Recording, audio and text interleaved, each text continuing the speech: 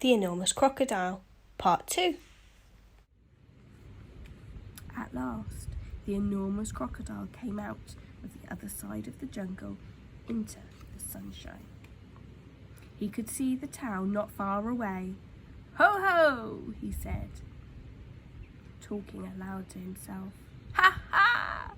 That walk through the jungle has made me hungrier than ever. One child isn't going to be nearly enough for me today. I won't be full up until I've eaten at least 3 juicy little children." He started to creep forwards towards the town. The enormous crocodile crept over to a place where there were a lot of coconut trees. He knew that the children from the town often came here looking for coconuts. The trees were too tall for them to climb, but there were always some coconuts on the ground that had fallen down. The enormous crocodile quickly collected together all of the coconuts that were lying on the ground. He also gathered together several fallen branches. Now for clever trick number 1. He whispered to himself, "It won't be long before I'm eating the first part of my lunch." He took all the coconut branches and held them between his teeth. He grasped the coconuts in his front paws. Then he stood straight up in the air, balancing himself on his tail.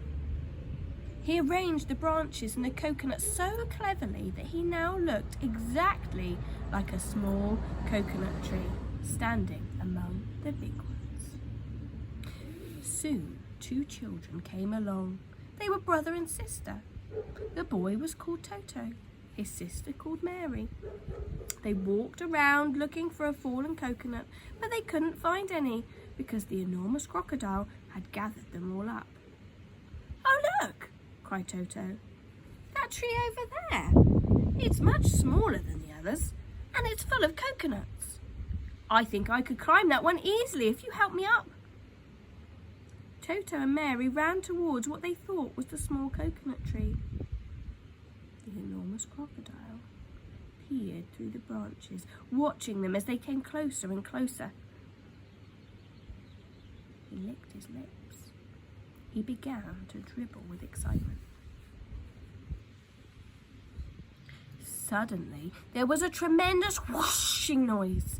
It was Humpy Rumpy, the hippopotamus. He came crashing and snorting out of the jungle. His head was down low, and he was galloping at a terrific speed. "Look out, Toto!" shouted Humpy Rumpy. "Look out, Mary! That's not a coconut tree, it's the enormous crocodile, and he wants to eat you up." Humpy Rumpy charged straight at the enormous crocodile. He caught him with his giant head and sent him tumbling and skidding over the ground. "Owie!" cried the crocodile. "Help! Stop! Where am I?" Toto and Mary ran back to the town as fast as they could.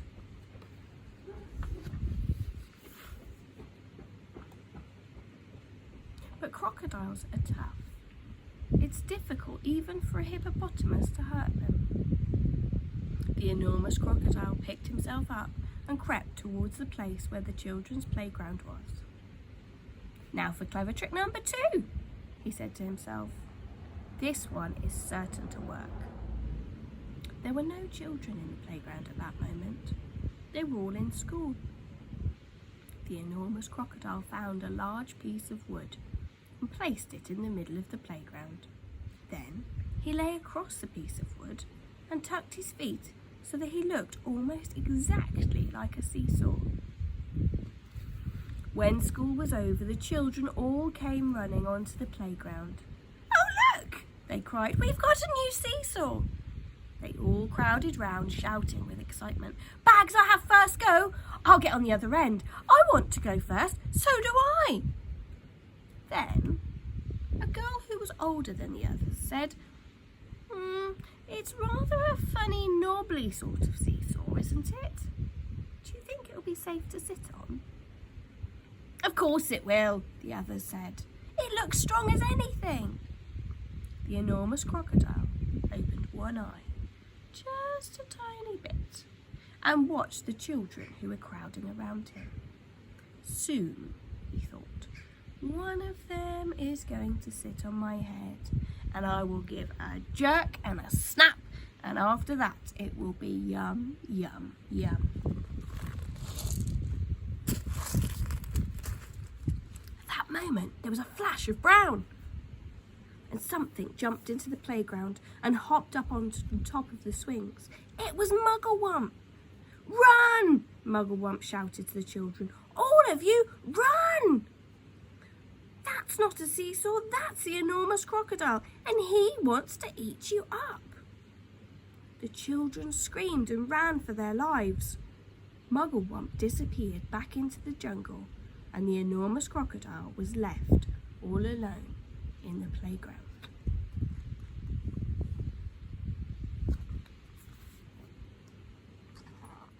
He cursed the monkey and waddled back into the bushes to hide. "I'm getting hungrier and hungrier," he said, "and I shall have to at least eat 4 children now before I am full up." The enormous crocodile crept around the edge of the town, taking great care not to be seen. He came to a place where they were getting ready to have a fair. There were slides and swings and dodgem cars and people selling popcorn and candy floss. There was also a big roundabout. The roundabout had marvellous wooden creatures for the children to ride on. There were white horses and lions and tigers and mermaids with fishes' tails and fearsome dragons with red tongues sticking out of their mouths. "Now for clever trick number 3, said the enormous crocodile, licking his lips. To find out more about his clever tricks, please check the channel page for the next part.